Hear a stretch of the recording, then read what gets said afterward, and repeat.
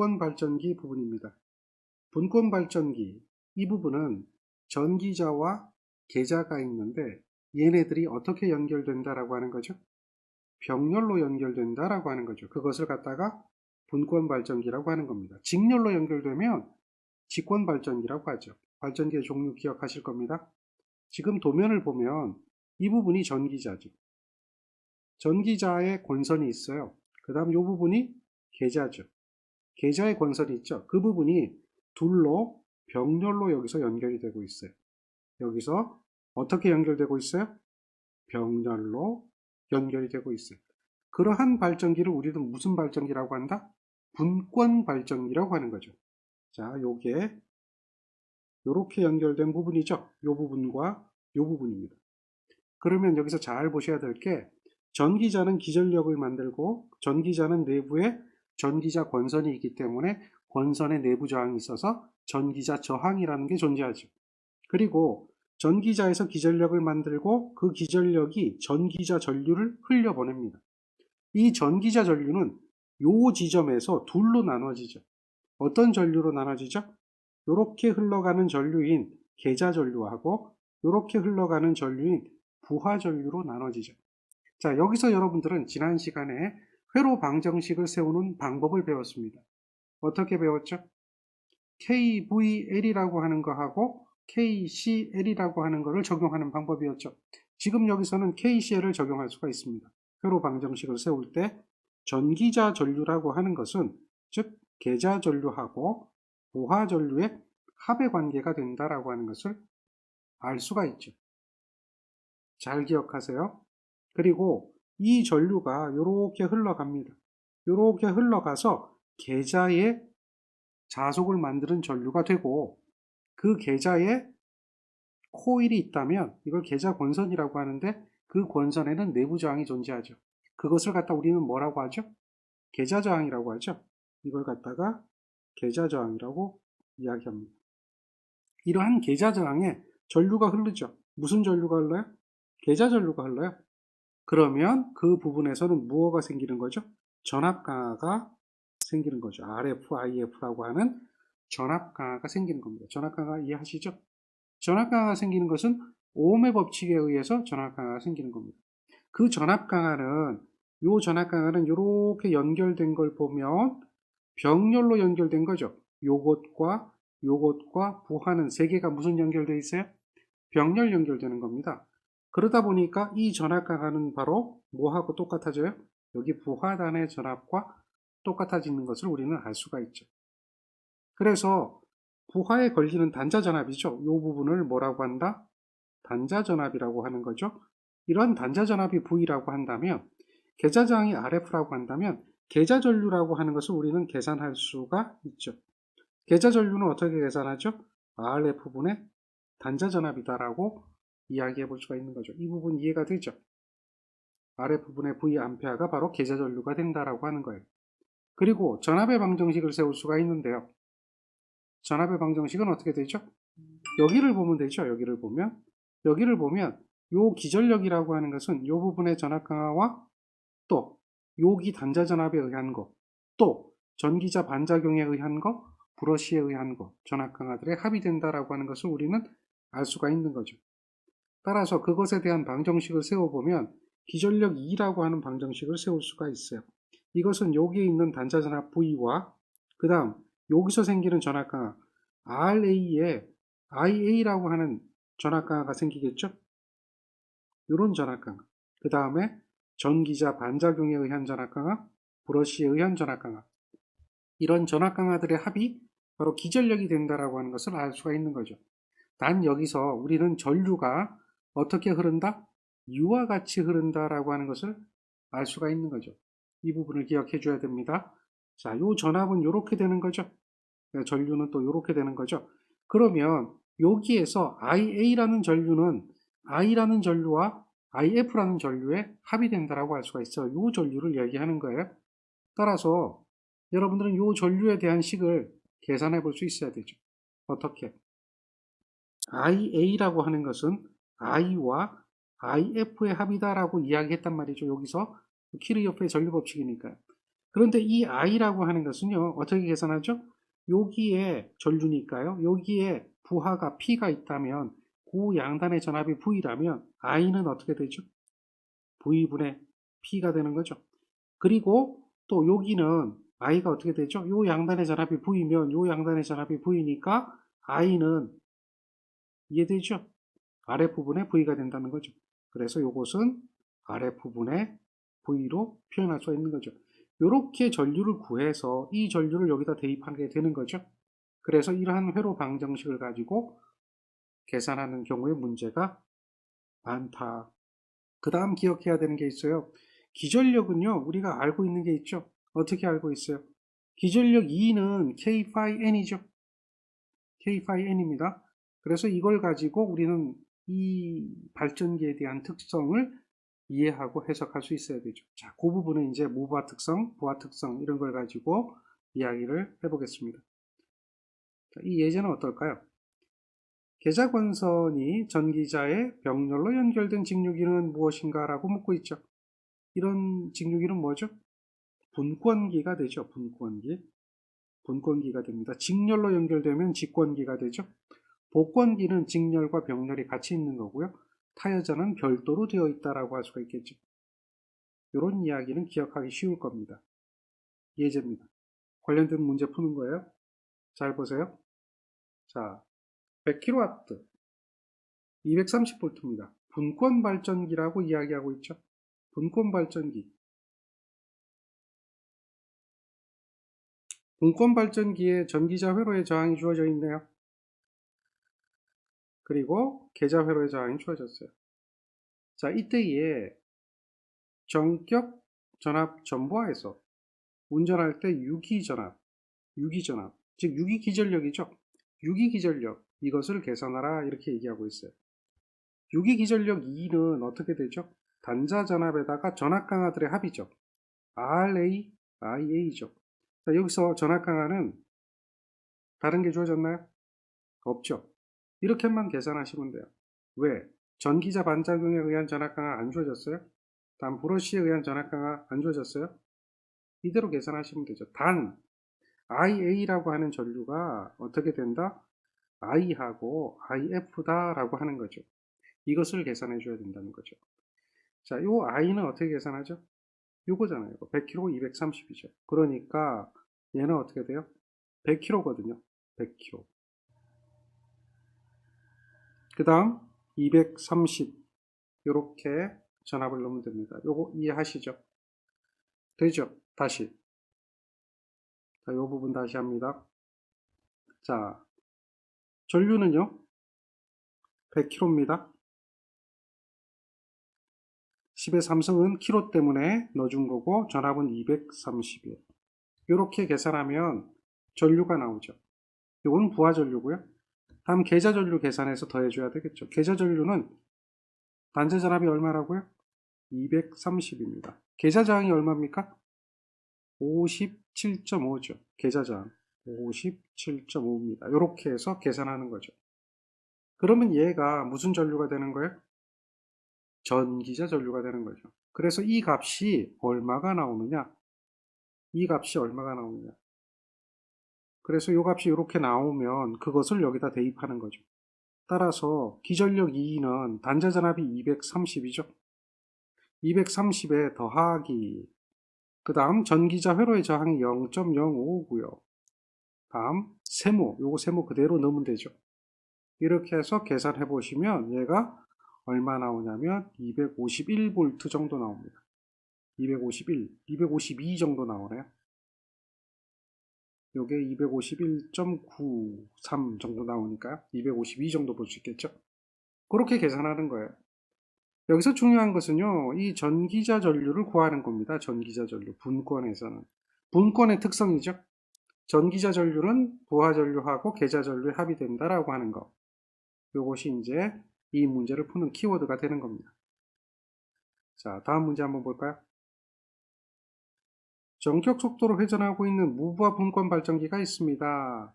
계좌 권선의 저항과 계좌 전류가 주어졌어요. 전기자 회로의 저항이 이만큼일 때 유기기 전력 구하라 이렇게 얘기합니다. 무부하 분권 발전기가 있다. 이렇게 얘기하죠. 그럼 부하 전류가 얼마라고요?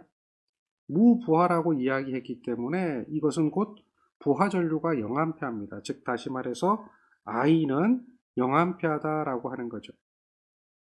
자, 이해됐나요? I는 0A입니다. 이렇게 된 상태에서 유기기전력을 구하라 그래요. 그러면 유기기전력 E는 당연히 V 플러스 RA, IA 플러스 나머지 전압 강화들인데요. 나머지 전압 강화들은 문제에서 언급을 안 했으니까 고려할 필요가 없습니다. 그러면 지금 보니까 이 V라고 하는 게 주어지지 않았네요. 근데 계좌 권선의 저항이 주어지고 계좌 전류가 주어졌죠. 즉 다시 말해서 V라고 하는 것은 계좌 권선의 저항과 계좌 전류에 고비되어진다라고 하는 것을 우리는 무슨 발전기에서? 분권 발전기에서 알 수가 있었다는 이야기죠. 요게 생각이 안 난다라고 하면 여러분들은 분권 발전기 그림을 하나 그리면 되는 거예요. 이렇게 전기자 그리고요. 다음에 여기에 어떻게 해요? 계좌 그리는 거죠. 이렇게 하면 병렬 연결되니까 얘는 무슨 발전기가 된 거죠? 분권 발전기가 되는 거예요. 그러면 여기가 부하 전압이 되잖아요. 그러면 여기에 흐르는 전류가 무슨 전류예요? 계좌 전류가 되죠. 그럼 여기에 계좌 저항이라고 하는 게 있다면 당연히 이 전압은 요거 곱하기 요거가 된다는 이야기죠. 그리고 여기서 보니까 이렇게 흘러가는 전류, 전기자 전류거든요. 그럼 요 전기자 전류는 계좌 전류하고 부하 전류에 합의된다라고 이야기할 수 있는 거죠. 지금 문제에서는 얘는 0이라는 거예요. 왜? 무부하니까. 그리고 지금 계좌 권선의 저항이 얘가 50이고요. 다음 계좌 전류가 얼마예요? 2A이기 때문에 요 양단의 전압이 100V다라고 하는 걸 우리는 알 수가 있죠. 그래서 얘가 50이고 2A단 말이에요. 100V라는 거예요. 그랬을 때 이 기전력은 얼마냐라고 묻죠. 그러면 당연히 얼마예요? 100V에다가 다음 어떻게 줘요? 전기자 저항 몇 ohm이죠? 1.5죠. 1.5에 전기자 전류를 해줘야 될 거 아니에요. 그런데 잘 보세요. 여기서 보면 요 전류가 2A, 요 전류가 0A니까 여기 흐르는 전류는 얼마예요? 2A 되죠. 왜냐하면 요 전류는 요 두 개 더해주면 되니까. 그러니까 2A잖아요. 그대로 더해주는 거죠. 이 정도의 전압의 방정식 정도는 세울 수 있어야 되는 거죠. 그래서 계산해보면 얘는 얼마예요? 103 이렇게 찾아낼 수가 있어야 되죠. 자, 공식을 알고 풀어도 되지만 공식을 모른다, 공식이 생각이 안 난다 그러면 분권 발전기에 대한 그림 정도는 그릴 수가 있어야 되죠. 분권은 지금 어떻게 연결됐다? 병렬로 연결됐다라고 하는 거죠. 이 정도는 그림을 그리고 회로 방정식을 키르요프의 법칙에 의해서 세워주면 되는 겁니다. 자, 이 문제도 한번 볼까요? 유기기 전력이 주어지고 단자 전압이 주어졌네요. 5kg짜리 분권 발전기 계좌 저항이 주어졌습니다. 전기자 저항 구하래요. 똑같은 이야기죠. 이것도 공식으로 그대로 적용해서 풀어도 되고요. 예를 들면 이렇게요. 기전력 E는요. V 플러스 RA, IA죠. 맞습니까? 이렇게 계산이 되죠. 그러면 그대로 넣으면 돼요. 이게 얼마입니까? 210이죠. 얘는 200이죠. 자, 전기자 회로의 저항 몰라요. 구하라는 거죠. 그런데 전기자 전류는 얼마일까요? 전기자 전류는 분권 발전기일 때는 전기자 전류는 부하 전류하고 계좌 전류의 합이다. 이렇게 됐거든요. 그러니까 요 부하 전류는 5kg 200V짜리니까 얼마예요? 5kg 10의 3승에 200V짜리. 다음에 계좌 전류는 계좌 양단의 전압이 얼마예요? 200V죠. 200V의 계좌 저항 얼마죠? 500ohm이죠. 이렇게 된단 말이죠. 이렇게 계산이 되는 거예요. 그러면 요거 하나 미지수죠? 그래서 요거 하나만 계산할 수 있잖아요. 계산 못 하나요? 이거 넘어가면 10V가 되니까요. RA라고 하는 것은 간단하게 계산이 되죠. 그렇죠? 요게 210에 마이너스 200이 될 거고 곱하기는 넘어가면 나누기가 되죠. 200에 5kg. 자, 200에 505이죠. 이렇게 해서 계산하면 얘가 뭐가 되는 거예요? 전기자 저항이 되죠. 요거 얼마 나올까요? 계산기 누르면 되겠죠. 눌러보니까 0.4 나오네요. 이렇게 해서 0.4 나오네요. 이 정도는 여러분들 계산할 만하죠. 자, 그렇게 계산해도 되고, 안 그러면 이러한 회로를 만들어요. 이러한 회로, 우리는 이제 병렬로 연결한 회로 해서 이것을 갖다가 분권 발전기라고 이야기하죠. 그리고 이 안에다 수치를 대입해요. 그리고 나서 전기자 회로에 대한 저항을 구하는 방정식을 세워주면 그 방정식이 어떻게 나오죠? 옆에 있는 거하고 똑같게 나오는 거죠. 어쨌든 방정식을 세울 수 있어야 된다. 전류 방정식, 전압 방정식. 이해되죠? 그런 것들을 잘 생각해 보시면 분권 발전기는 어렵지 않습니다. 이 전압 확립 조건이라고 하는 것은 계자 저항이 임계 저항값보다 작아야 된다는 얘기죠. 이 이야기는 반대로 얘기하면 임계 저항이 계자 저항값보다 어떻게 돼야 된다? 커야 된다는 거죠. 그리고 잔류자기가 반드시 존재해야 되고요. 그리고 회전 방향은 바로 그 잔류자기를 세게 하는 방향으로 회전해줘야 되죠. 그리고 자기 포화가 있어서 곡선이 포물선 형태로 이렇게 포화돼서 한 점에서 만날 수가 있어야지만이 전압을 확립할 수가 있다라고 이야기하는 거죠. 정리가 돼야 됩니다. 따라서 자여자 발전기, 타여자 발전기가 아닌 자여자 발전기, 분권만의 조건이 아니고요. 이것은 어느 발전기? 자여자. 자여자 발전기라고 하는 것은 무엇을 얘기하죠?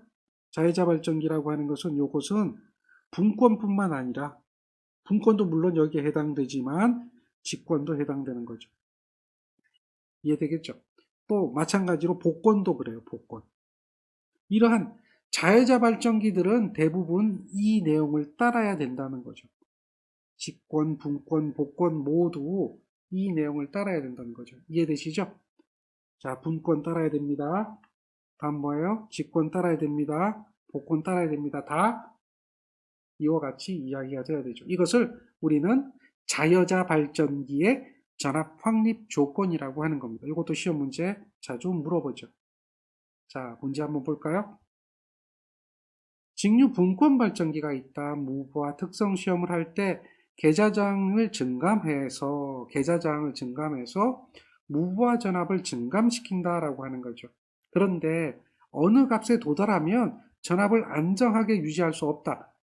무슨 이유인가? 전압을 안정하게 유지할 수 없게 되는 것은 전압 확립점이 무수히 많아졌다는 이야기가 되고 어떤 전압을 만들어내는지 알 수가 없는 상태가 된다는 거죠. 일정 전압이 안 나오는 상태가 되는 거죠. 그런 상태를 무슨 상태라고 한다? 계자장을 증감해서 일정 전압을 확립하지 못하는 상태. 전압이 안 나오거나 나오거나 또는 뭐 어떤 전압이 나올지 모르는 상태인데 그 어떤 전압이 나올지 모르는 상태가 바로 임계 상태가 되었다는 얘기죠. 즉 계자저항의 값이 임계값으로 되었기 때문에 그러하다라고 하는 거죠. 따라서 그 임계값보다 계자저항을 작게 설정을 해줘야 전압이 확립이 된다라고 하는 거죠. 다음 문제 볼까요? 직류 분권 발전기에 대한 설명 중 옳은 것은 했습니다. 자, 그러면 잘 보세요.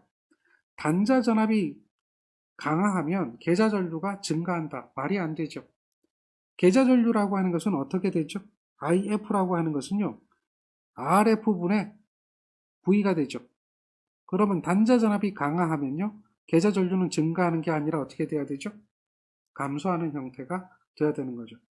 타여자 경우보다 외부 특성 곡선이 상향이다. 이 얘기는 전압 강화가 줄어든다는 이야기거든요. 외부 특성 곡선은 한 단계 낮아요. 상향이 될 수가 없습니다. 전압 강화가 타여자 발전기보다는 조금 더 크게 나타나고요. 그 다음 분권 권선 접속 방법에 관계없이 자기여자로 전압을 올릴 수 있다. 분권 접속의 방법에 관계가 있죠.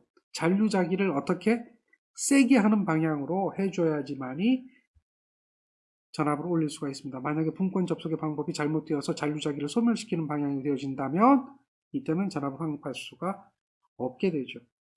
부하에 의한 전압 변동이 타여자에 비해서 크다. 요게 맞는 말이에요. 전압 변동이 즉 전압 강화가 타여자 발전기보다 크기 때문에 외부 특성 곡선이 한 단계 좀 더 심하게 떨어지게 되는 거고, 그리고 전압 변동도 전압 강화가 크기 때문에 전압 변동도 크게 나타나게 되는 거죠. 그래서 요것이 맞는 이야기가 되는 겁니다. 분권 접속의 방법에 관계가 있습니다. 잔류자기를 강화하는 방향이 돼야 됩니다. 회전 방향도 잔류자기를 강화하는 방향이 되어야지만이 기전력이 만들어진다라고 하는 거죠. 그래서 직류 분권 발전기인데 요거는 자여자 발전기죠.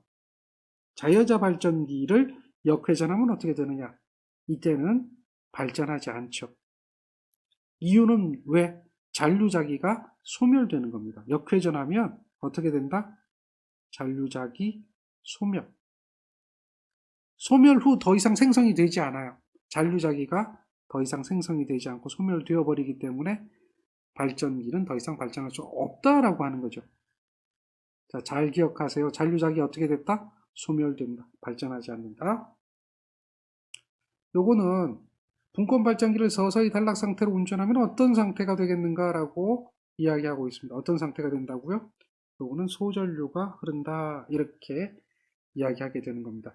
유기기전력 감소로 해서 단자전압이 감소해서 결국은 소전류가 흐르게 된다. 요거는 어떤 상태가 돼서 서서히 단락하는 상태가 돼서 급격히 단락하는 거하고 달라요.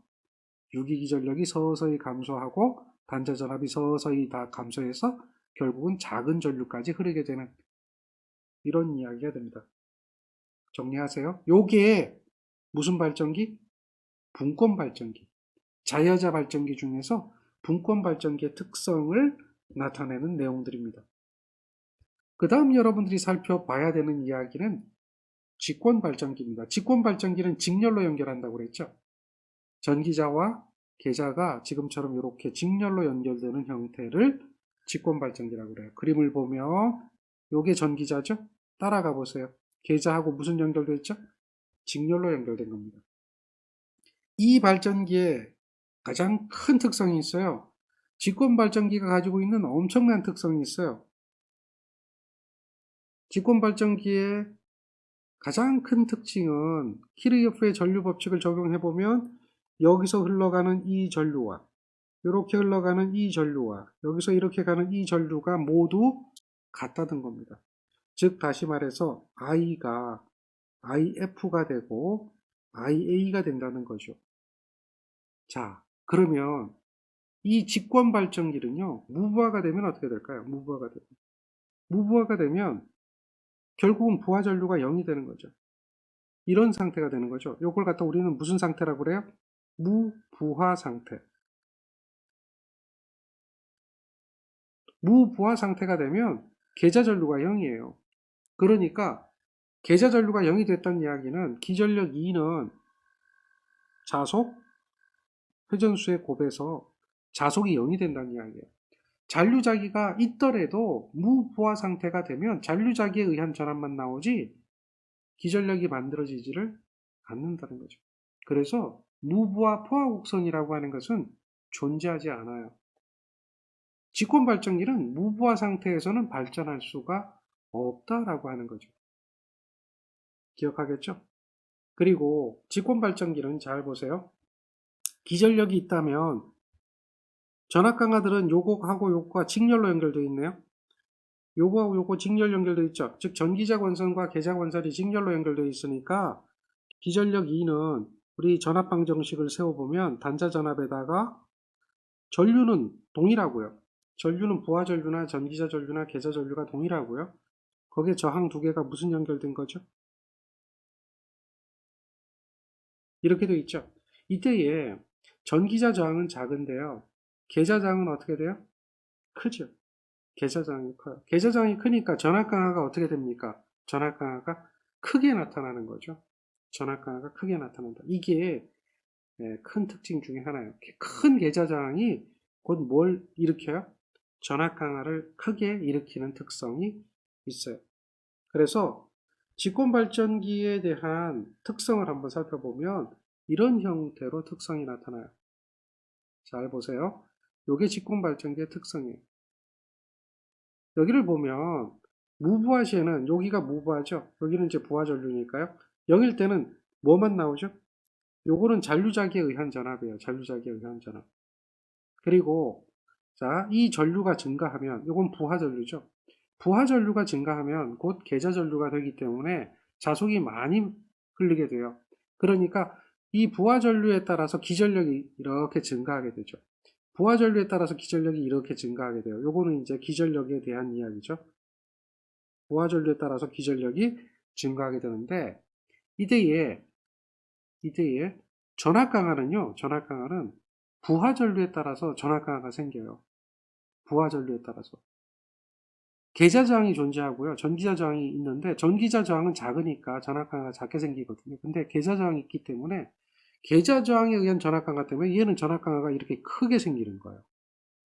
계좌저항 때문에 전압강화가 크게 생긴다. 전기자저항에 의한 전압강화뿐만 아니라 계좌저항에 의한 전압강화 때문에 크게 생긴다. 그리고 이게 또 한 가지 특성이 있는 게 이렇게 돼요. 이 전압강화가 크게 된다는 의미는 단자전압을 한번 살펴보면 기전력 E는 2가 있어요. 그럼 거기다 전압강화를 빼줘야 되잖아요. I에다가 RA에 RF가 되거든요. 이렇게 빼줘야 되는데 이 전압강화가 크다는 거예요. 자, 이렇게 전압강화가 크게 되면 부하전류가 증가하면 전압강화는 계속 커지거든요. 그러면 기전력보다 전압강화가 더 커지는 거예요. 그러면 전압은 어떻게 되죠? 오히려 이 단자 전압이 감소하게 되죠. 그러니까 어느 정점에 이르르면 이 전압이 어떻게 돼요? 부하전류가 증가하면 증가할수록 이 전압이 떨어지게 되는 거죠. 이 전압이 이렇게 떨어지게 되는 거죠. 여기 전압이 더 떨어지는 겁니다. 뭐가 커져서? 얘가 커져서. 그런 특성을 가지고 있는 것이 무슨 발전기다? 직류, 직권 발전기예요. 무부하 시에는 전압이 자기 여자로 확립이 안 되고 전압이 확립이 되더라도 전부하 시에 요게 전부하 시입니다. 전부하 시에서 과부하가 되면 오히려 전압이 더 떨어져 버리는 그런 특성을 나타내게 된다는 거죠. 자, 직권발전기의 특성을 기억하면 직권발전기에 관련된 문제를 풀어볼 수가 있게 됩니다. 문제 한번 볼까요? 문제는 뭐라고 얘기하나요? 항상 읽을 때 문제가 무슨 발전기인가를 잘 봐야 되죠. 직류직권 발전기입니다. 나머지 조건들이 주어져 있죠. 자, 회전수가 이만큼인데요. 이 회전수를 요만큼으로 줄였죠. 그래서 회전수를 줄였습니다. 15분의 12로 줄였어요. 회전수를 내리고 먼저와 같은 부하 전류를 흘렸을 때 먼저와 같은 부하 전류가 같다는 이야기죠. 먼저와 같은 부하 전류를 흘렸을 때의 단자 전압이 어떻게 되겠는가라고 물어보는 거예요. 단자 전압을 물어보는 거죠. 그러면 단자 전압이라고 하는 것은요, 어떻게 될까요? 단자 전압을 생각해 보면 문제가 좀 어려울 수도 있고 쉬울 수도 있는데요. 잘 보세요. 단자 전압이라고 하는 것은 기전력에서 전압 강화를 빼준 것이 되죠. 기전력에서 뭘 빼주는 것이다? 전압 강화를 빼준 것이 단자 전압이다. 그런데 잘 보세요. 직류 발전기, 특히 직권 발전기가 있는데 이러한 직류 직권 발전기는 기전력을 생각해 보면 기전력은 이렇게 되어진다라고 하는 것을 우리는 알고 있어요. 회전수에 비례하는 거죠. 자속이 일정하면. 지금 문제에서는 자속이 변화됐다는 이야기는 없습니다. 그럼 회전수가 줄어들면 뭐도 줄어들어요? 기전력도 따라 줄어들게 된다라고 하는 거죠. 이해되겠죠? 그래서 단자 전압이 줄어들게 되는 겁니다. 그러면 자, 회전수가 얼마에서 얼마로 줄어들었는가를 살펴보면 회전수가 줄어든 것은 1500에서 1200으로 줄어든 거예요. 그러면 1500에서 1200으로 줄어들면 기전력은 얼마에서 얼마로 줄어들까라고 하는 거죠. 자, 첫 번째 기전력을 한번 보세요. 첫 번째 기전력은 요게 100이죠. 그 다음에 요거하고 요게 주어졌어요. 요거하고 요게 주어졌어요. 우린 뭘 계산할 수 있어요? 부하전류를 계산할 수 있어요. 주어진 조건 요걸 가지고 부하전류 요거를 계산할 수 있어요. 부하전류는 10kg거든요. 자, 전압은 100V죠. 그러면 몇 암페어입니까? 지금 부하전류가 100A다라고 하는 것을 알 수가 있죠. 맞습니까? 부하전류가 100A. 그러면 기전력이 얼마냐면 이게 단자 전압이니까요. 첫 번째 기전력은 얘는 1500rpm일 때죠. 이때 기전력이 얼마냐면 100에다가 더하기 전압 강하죠. 전류는 100A 하잖아요. 자, 전압 강한데 전기자 저항이 있고 계자 저항이 있다면 걔네들은 어떻게 해줘야 돼요? 직렬이니까 더해줘야 되겠죠. 그렇죠. 근데 여기 보면 전기자 회로의 저항이라고 하고 전기자 반작용은 무시했어요. 계자 저항은 일정한데 얼마인지 모르죠. 그러니까 전기자 회로의 저항만을 고려를 한번 해보죠. 계자 저항은 무시를 하고 어쨌든 일정하기 때문에 바뀌진 않았잖아요. 그러니까 여기에 지금 저항값이 0.05다. 이렇게 돼 있네요. 그러면 요거는 계산해 보니까 전압이 얼마예요? 105V인 거죠. 105V가 감소하는 거예요. 회전수가 얼마에서 1500에서 얼마로 1200으로. 그럼 그 비율만큼 따라서 감소해야 되겠죠. 회전수에 비례하니까. 따라서 이 다시라고 하는 이 전압은 얼마가 되냐면 비례하기 때문에 1500에서 얼마로 감소했어요? 1200으로. 요 비율만큼 105V도 따라서 어떻게 되죠? 감소한다라고 이야기해 볼 수가 있는 거죠. 따라서 몇 볼트가 됩니까? 계산해 보세요. 몇 볼트가 되냐면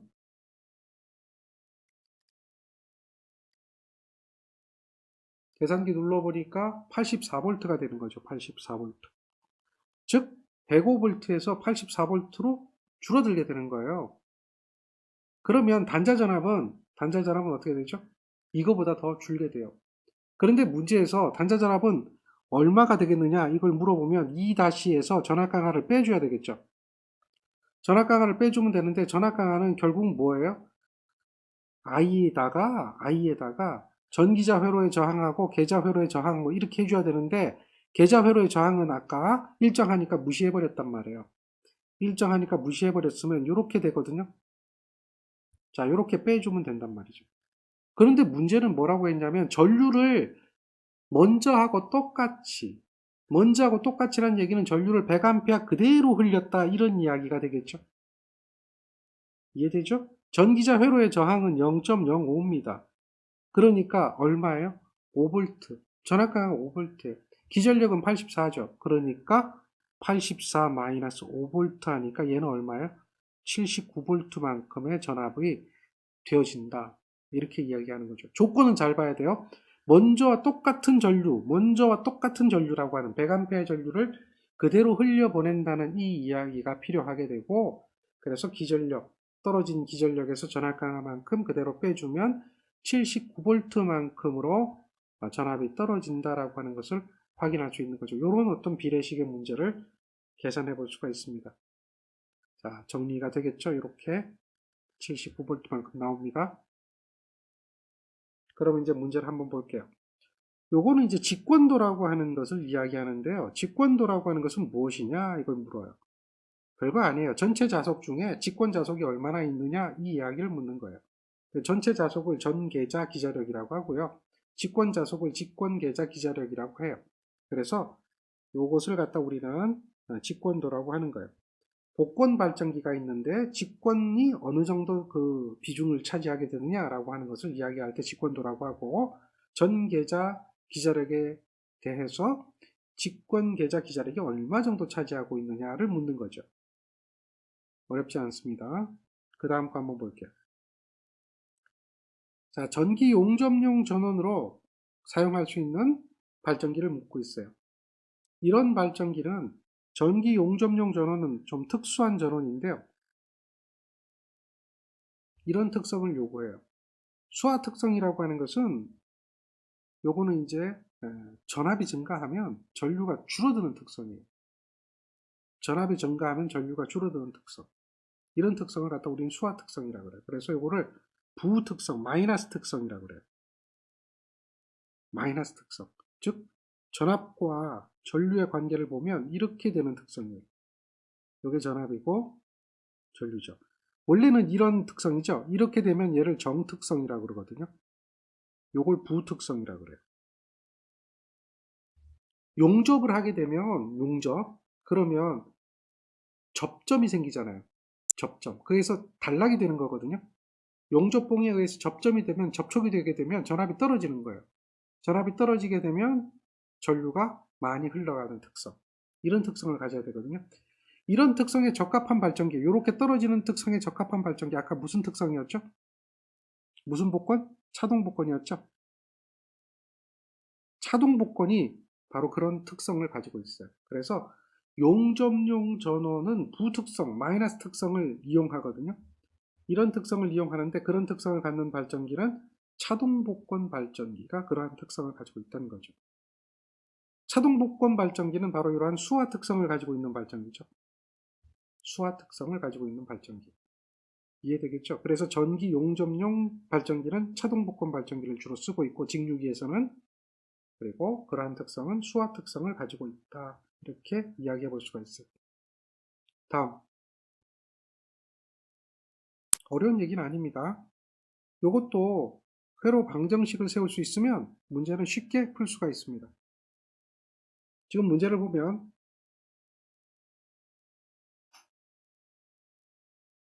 자, 문제를 보면 전기자 권선의 저항, 계자 권선의 저항, 이런 것들이 주어져 있죠. 계자 권선도 직권 계자, 분권 계자 다 주어졌죠. 이러한 발전기가 있다. 무슨 발전기예요? 외분권 가동복권 발전기입니다. 자속이 더해진다는 얘기고 외분권이라는 얘기야. 그러면 분권 계자가 지금 그림처럼 바깥에 있고요. 직권 계자하고 분권 계자가 있습니다. 여기에 주어진 조건 그대로 대입하세요. 0.07, 100, 0.07, 100. 그리고 전기자 0.08. 여기 전기자의 기전력 만들어지겠죠? 그리고 단자전압 200V입니다. 그러면 여기 흐르는 전류는 우리 금방 계산이 되죠? 얼마입니까? 100분의 200이니까 얼마요? 2A죠. 그럼 여기 흐르는 전기자 전류는 얼마일까요? 여기에는 부하 전류에다 2A 더해주면 되겠죠? 그 부하 전류가 얼마냐? 18A라고 그랬어요. 이쪽에는 지금 문제에서 18A라고 했으니까 여기는 지금 얼마 흘러요? 20A가 전기자 전류가 되겠죠. 그랬을 때에 단자전압이 200인 경우에 유기기전력은 얼마일까요? 라고 묻고 있습니다. 단자전압이 200인 경우 유기기전력 계산 가능하죠? 어렵지 않아요. 그대로 회로 방정식 세워주면 돼요. 자, 여기 200V니까 여기 전압 강화 더해주면 되겠네요. 여기 20A 흐르니까 끝났네요. 뭐 200에다가 0.08 더하기 0.07 여기에 얼마 흘러요? 20A 흐르죠. 20A 계산했잖아요. 그러면 결국 얼마 흘러요? 20A 흘러서 기전력이 만들어지게 되면 200보다 조금 더 커지겠죠? 얼마 정도 나오나요? 203. 요게 기전력이 되겠죠. 어렵진 않죠? 자, 이 전류만 계산하시면 돼요. 전류. 문제 주어졌고 계좌 전류 계산 가능하고 전기자 전류 계산이 가능하니까 이러한 식이 만들어진다. 어렵지 않아요. 이렇게 해서 여러분들은 직류 발전기의 대표적인 발전기들에 대한 특징을 알아봤습니다. 잘 정리해 주세요. 다음 예제를 보겠습니다. 전압 변동률을 계산해봐라 이렇게 얘기하죠. 이 문제는 그냥 대입만 하면 됩니다. 그대로 주어져 있으니까요. 전격 전압 210, 무부하 전압 250, 전격 전압 210. 100분율로 나타내면 되네요. 이것은 얼마죠? 19.5%, 19.05%, 뭐 이렇게 나옵니다. 이 정도는 여러분들 해볼 수 있어요. 너무 쉬운 거고요. 다음 문제 한번 볼까요? 자, 이것은 전압 변동률이 주어졌는데요. 전격 부하 전압을 구하래요. 무부하 전압이 주어졌습니다. 그러면 계산하면 되죠.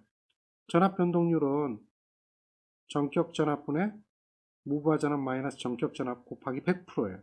6%죠. 6%기 때문에 요 곱하기 100을 안 해버리면 0.06으로 넣으면 되죠. 자, 무부하 전압이 119예요. 마이너스 V, 다음 V죠.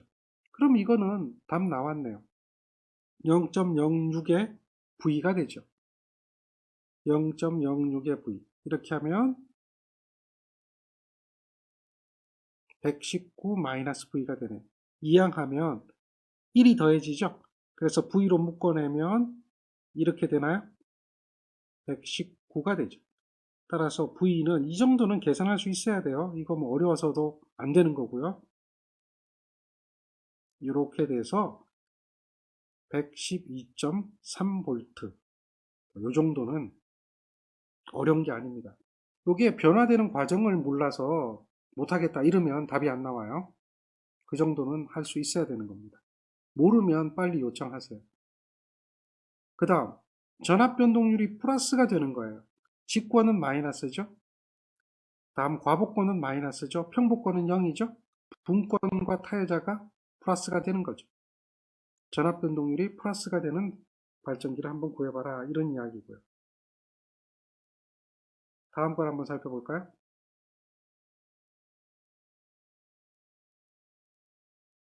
직류 발전기의 병렬 운전입니다. 병렬 운전은 어느 때 할까요?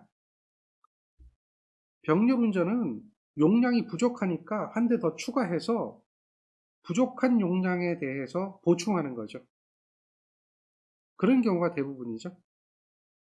용량이 부족할 경우. 또 경부하에 대해서 효율을 좋게 운전하려고. 이 얘기는 무슨 얘기냐면 부하가 줄어들면 큰 발전기를 운전하는 것은 효율이 나쁘거든요. 그러니까 부하가 줄어들면 용량이 작은 발전기로 운전해야 되잖아요. 그러니까 무슨 이야기냐면 큰 발전기로 큰 부하를 운전하다가 두 대가 운전되는 게 아니라 한 대로 큰 발전기로 큰 부하를 운전하다가 부하가 작아지면 큰 발전기를 그대로 써야 되는 게 힘들다. 손실이 많아서. 그래서 큰 부하라면 오히려 작은 발전기 두 대를 써가지고 큰 부하를 감당하다가 부하가 줄면 한 대를 정지해 버리는 거죠. 그러면 작은 부하에는 작은 발전기 하나만 쓰게 되기 때문에 효율적이다 이런 거예요. 그래서 한 대의 발전기로 용량이 부족한 경우나 또는 경부하 운전에 대해서 효율을 좋게 하기 위해서 병렬 운전을 하는 거예요. 이렇게 병렬 운전을 하게 되면 그냥 아무 발전기 두 대 붙여가지고 병렬로 연결한다 이건 아니라는 거죠. 조건이 있다는 거예요. 조건이. 따라서 병렬 운전을 하게 될 때는 다음과 같은 조건을 만족해야 돼요.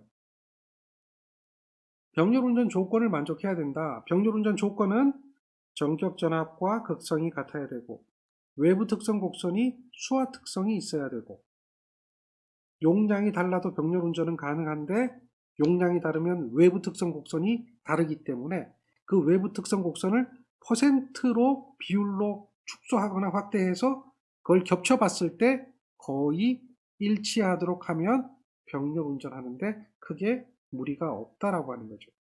자, 여기서 우리가 한번 살펴볼 것은 용량은 달라도 병렬 운전은 가능합니다. 용량은 달라도 병렬 운전은 가능하다. 자, 여기에 대해서 시험 문제 나오는 것이 이와 같이 시험 문제 나옵니다. 병렬 운전 조건 중 잘못된 것은 이렇게 물어봐요. 단자 전압을 갖게 할 것, 외부 특성을 갖게 할 것, 극성을 갖게 할 것, 유도기 전력을 갖게 할 것. 유도기 전력을 갖게 할 것이라고 하는 것은 없죠. 단자 전압이 같으면 되는 겁니다. 자, 그 다음 거 한번 볼까요? 직류 분권 발전기의 병렬 운전을 하기 위해서는 용량과 전압은 당연히 전압은 같아야 되죠. 그러나 용량은 달라도 된다라고 했죠. 용량은 달라도 되고 전압은 같아야 된다라고 하는 거예요. 직류 발전기의 병렬 운전에서 계좌 전류를 변화시켰어요. 그러면 어느 쪽이 기전력이 커지느냐를 살펴보면 됩니다. 계좌 전류가 커지면 자속이 커지니까 기전력이 커질 거라는 거죠. 그러면 부하를 많이 가져간다. 계좌 전류가 증가되면 부하를 많이 가져가고 계좌 전류가 감소되면 부하를 적게 가져간다라고 하는 거죠. 기본적인 부하 분담에 관한 이야기입니다. 그런 이야기를 식으로 한번 봅시다. 자, 문제를 읽어보면 종축의 단자전압, 횡축의 전격 전류 퍼센트로 나타낸 눈금을 적은 외부 특성 곡선이 겹치는 이 이야기는 뭐예요?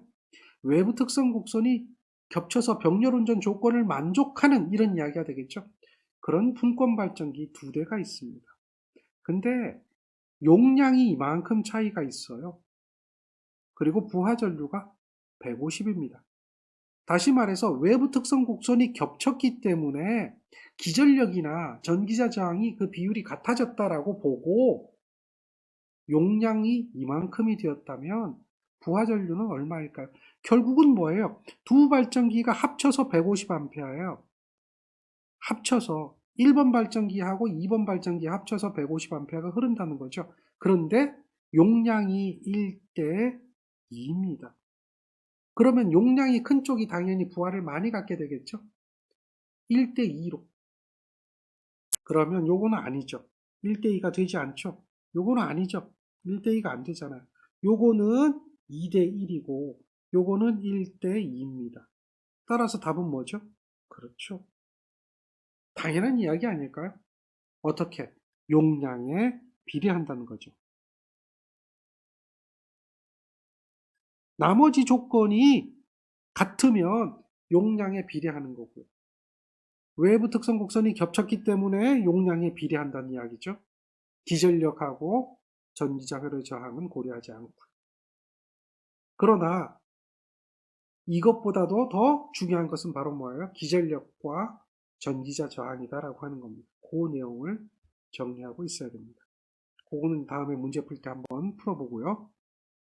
그 다음 직권발전기 병렬운전입니다. 직권발전기 병렬운전은 분권발전기하고 조금 달라요. 어떤 경우가 되냐면 직권발전기를 그림으로 한번 그려볼게요. 이렇게 그림이 그려집니다.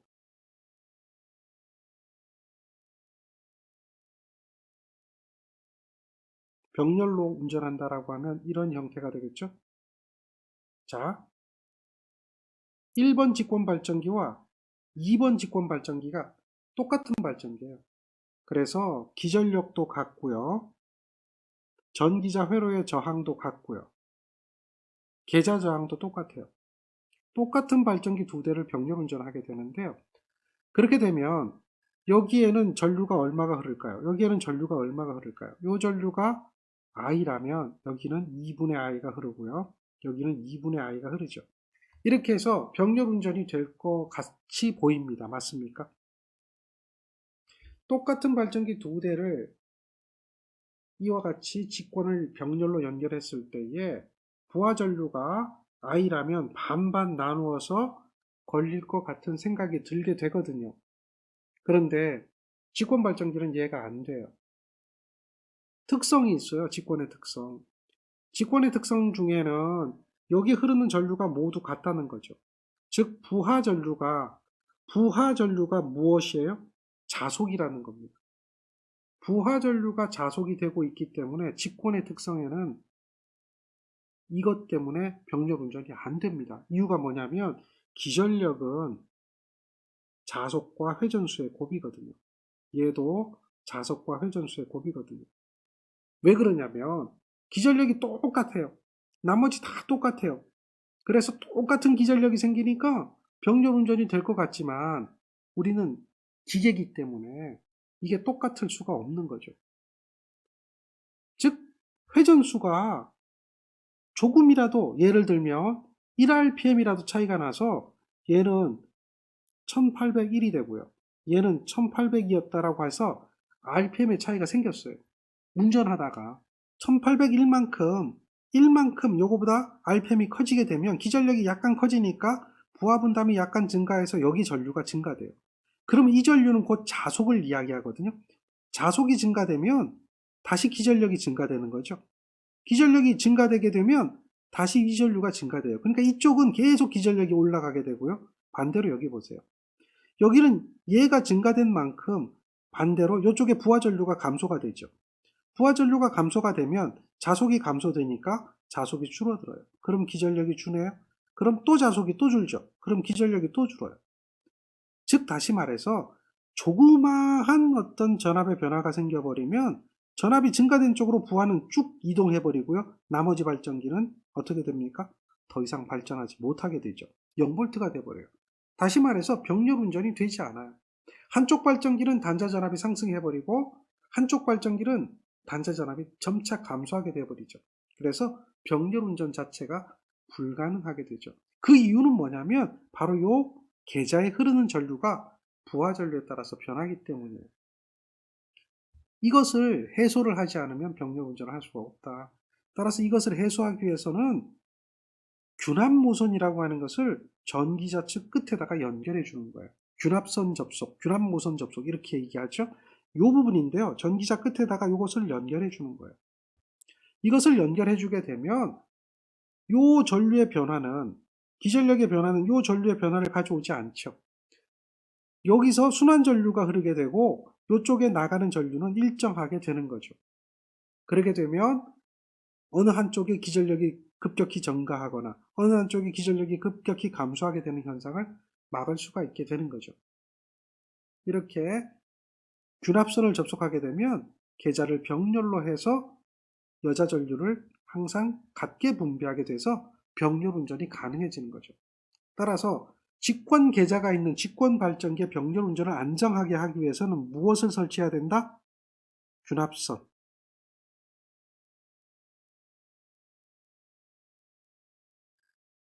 요것이 직권 발전기 병렬 운전 조건인 거죠. 자, 예제를 한번 볼까요?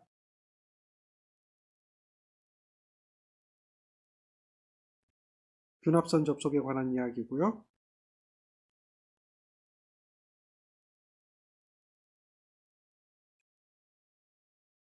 직류 복권 발전기 이렇게 얘기하고 있어요. 복권 발전기도 뭐가 있죠? 직권 플러스 분권이 되어 있는 거죠. 그래서 직권 계자가 존재해요. 이렇게 직권 계자가 존재하면 병력 운전을 안정하게 하기 위해서는 균합선을 설치해야 된다라고 하는 게 기본인 거죠. 정리해 주시기 바랍니다.